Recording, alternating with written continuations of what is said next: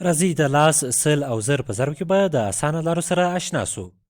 کیدای سي تاسو له مخکې نه د دې اسانه لارو سره اشنا یاست، خو وبګورو چې د اسانه لارې کومې دي. دلته یو مثال لرو. 4 ضرب لاس مساوي کیږي 4 ضرب لاس خپله د 4 ځلې لاس معنا ورکوي.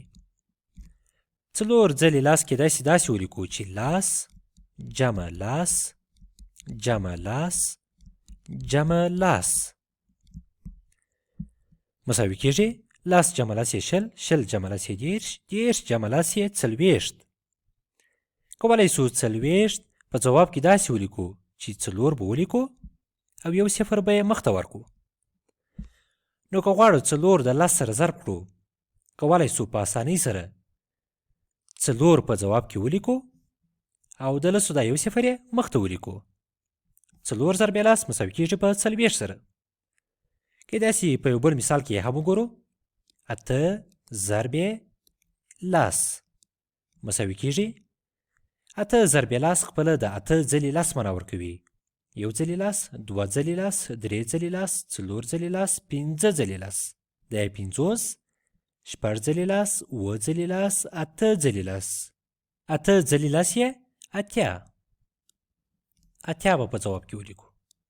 یعنی 8 ضرب لاس مساوي کیږي په 80 سره. خو کولی سو په اسانۍ سره داسې ولیکو چې 8 به خپله په ځواب کې ولیکو او د لسو د یو صفر به یې مخته ولیکو. د لاس په ضرب باندې پوه سو. راځئ د سل په ضرب کې به مثالونه کار کړو.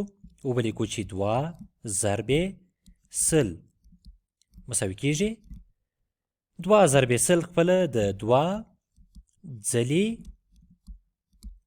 سل معنا ورکوي. 2 ځلې سل کیدای سي داسې ولیکو چې سل جمع سل. سل جمع سل مساوي کیږي په 200 سره. 200 دوه لرو او مخته یې 2 دانې صفرونه لرو. 2 ضرب سل مساوي کیږي په 200 سره. یعنې که غواړو 2 د سل سره ضرب کړو، کولی سو په اسانۍ سره 2 په ځواب کې ولیکو او 2 دانې د سل دا صفرونه به یې مخته ولیکو. نو که بل هر عدد وي او غواړو د سل سره یې ضرب کړو، نو په اسانۍ سره کولی سو هماغه عدد په ځواب کې ولیکو او د سل دا 2 دانې صفرونه یې مخته ولیکو. کولی سو دا مثال په دې لاره هم حل کړو چې 2 ضرب سل مساوي کیږي 2 ضرب کولی سو د سل په ځای باندې لاس ضرب لاس ولیکو. لاس ضرب لاس ځکه لاس ضرب لاس بیرته خپله سل کیږي مساوي کیږي 2 ضرب لاس شل کیږي شل ضرب لاس مساوي کیږي شل ضرب لاس بیا هم 200 کیږي 200 بیا هم 2 لرو او مخته یې 2 دانې د سل صفرونه 2 ضرب سل مساوي کیږي په 200 سره. موږ کولی سو همداسې مخته لاړ سو. دا ځل به د زر په ضرب کې مثال کار کړو.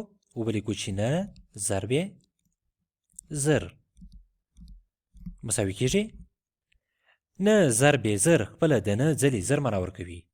یو ځلې زر، 2 ځلې زر، 3 ځلې زر، 4 ځلې زر، 5 ځلې زر، 5 زره، 6 ځلې زر، 7 ځلې زر، 8 ځلې زر، 9 ځلې زر. 9 ځلې زر 9 زره کیږي 9 زره. دلته هم غواړو 9 د زر سره ضرب کړو، کولی سو په اسانه لاره 9 په ځواب کې ولیکو او د زر دا 3 دانې صفرونه د 9 مخته ولیکو. 9 ضرب زر مساوي کیږي په 9 زره سره. کولی سو دا مثال هم د تیر مثال په څیر کار کړو.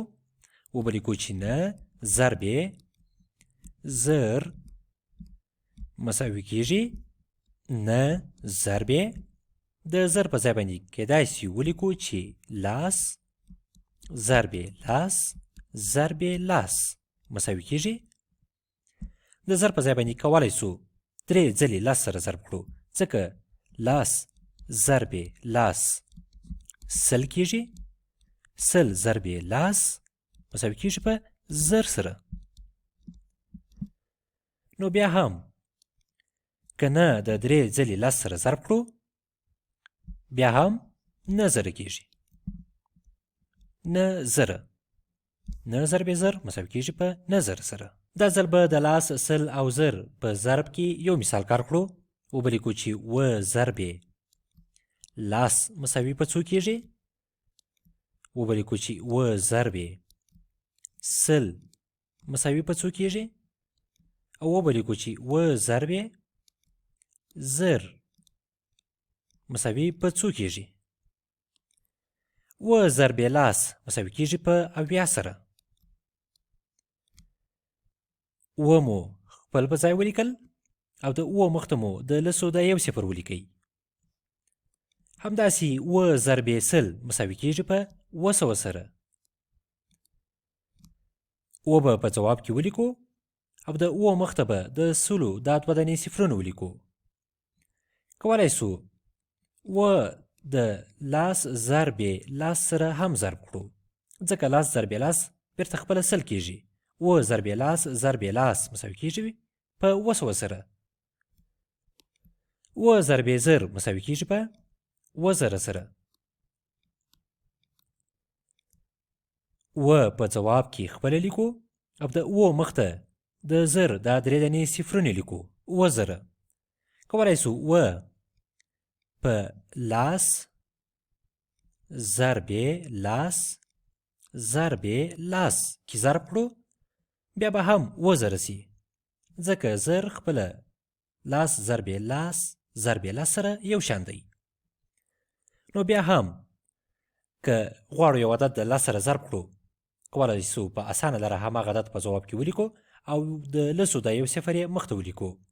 او که غواړو یو عدد د سل سره ضرب کړو کولی سو په اسانه لاره په ځواب کې هماغه عدد ولیکو او د سلو د 2 دانې صفرونه یې مخته ولیکو.